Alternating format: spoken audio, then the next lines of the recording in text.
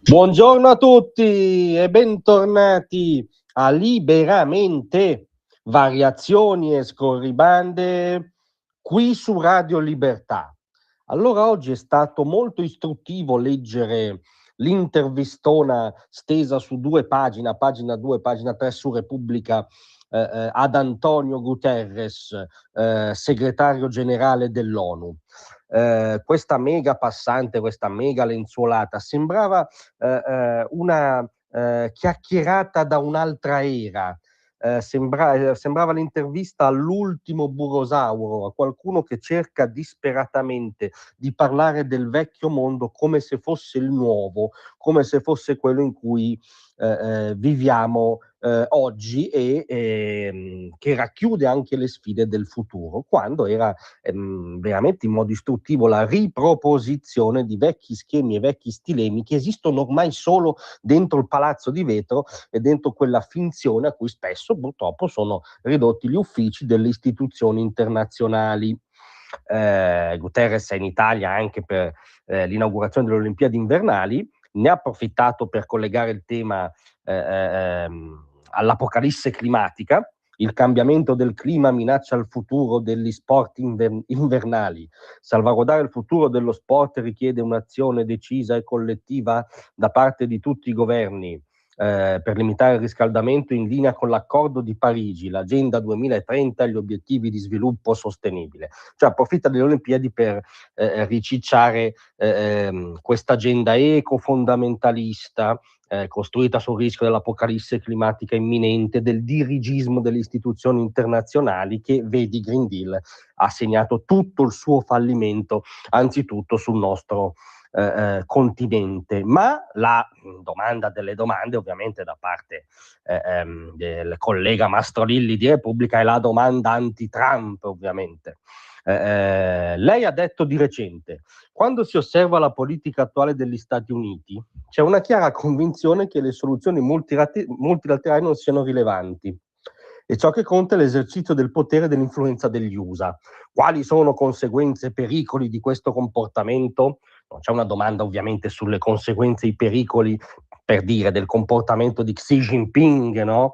Che da anni e anni sta costruendo un tentativo di egemonia imperialista su larghi strati del mondo, soprattutto il mondo povero, ma questo non interessa né all'intervistante né all'intervistato. Se vogliamo un mondo stabile, ci dice Guterres, dobbiamo sostenere la multipolarità radicata nella cooperazione, non nello scontro. Quando la legge del potere sostituisce il potere della legge, le conseguenze sono profondamente destabilizzanti.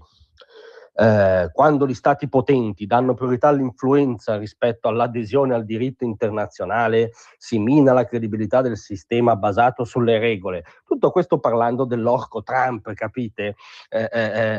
Prescindendo dal fatto che stati autoritari, totalitari, da anni si dedicano alla coltivazione, all'espansione della propria sfera di influenza, nel silenzio di Guterres e di Repubblica, che hanno portato avanti per anni la narrazione per cui esisteva questa finzione del diritto internazionale, mentre ogni canaglia globale si faceva gli affari suoi e aumentava la propria politica di potenza.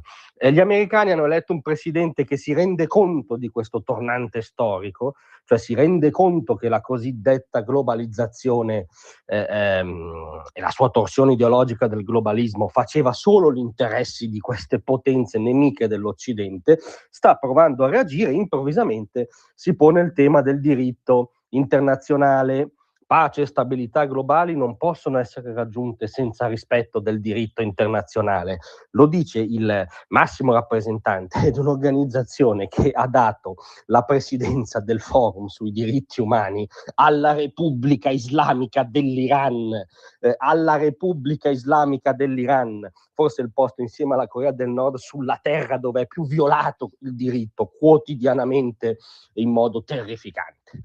C'è poi ovviamente una bacchettata al Board of Peace di Gaza, perché solo l'ONU ha l'autorità per agire, non ha mai agito in Medio Oriente, anzi ha sempre dato sponda, mettiamola così, ai nemici di Israele. Abbiamo bisogno che il cessate il fuoco a Gaza regga.